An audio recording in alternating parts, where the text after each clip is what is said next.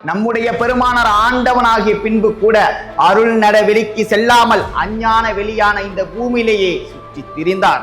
நம்முடைய பெருமானார் சொல்லுகின்றார், சர்வ சித்தியை அடைந்த காலகட்டத்திலும் கூட 2.5 வருடமாக உங்களுக்கு நேரில் சொல்லி வந்தோம், கேட்டு எழுந்து திகழ்வாரேன், ஒருவரேனும் தேறிலர். மரணத்தை வென்ற காலத்திலும் கூட நான் செல்ல வேண்டிய இடத்திற்கு செல்லாமல் உங்களுக்கு அனைத்தையும் சொல்லி வந்தோம் என்கின்றார் நம்முடைய பெருமானார். ஆனால் நீங்கள் யாரும் என் பேச்சை கேட்கவில்லை என வருத்தப்பட்டு இருப்பார். பெருமானார் இப்படி வருத்தப்படுவது இறைவனுக்கு சுத்தமாக பிடிக்கவில்லை.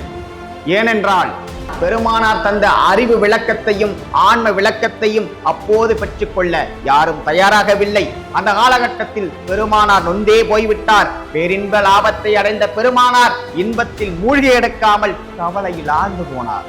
2.5 வருடமாக எப்படி 2.5 வருடமாக உங்களுக்கு நேரில் சொல்லி வந்தோம், கேட்டு எழுந்து திகழ்வாரேன், ஒருவரேனும் தேறிலர். நான் சொல்வதை கேட்க கூடாது என்று கங்கணம் கட்டி கொண்டு திரிகின்றீர்கள் போலும், நான் சொல்வதை கேட்க கூடாது என்று உங்கள் மனதை திடப்படுத்தி கொண்டீர்கள் போலும், அவ்வளவு எடுத்து சொல்லியும் முகம் அறியாதவர் போல் இருந்து விட்டீர்களே என பெருமானார் அந்த காலகட்டத்தில் நொந்து போய் பேசியிருக்கிறார்.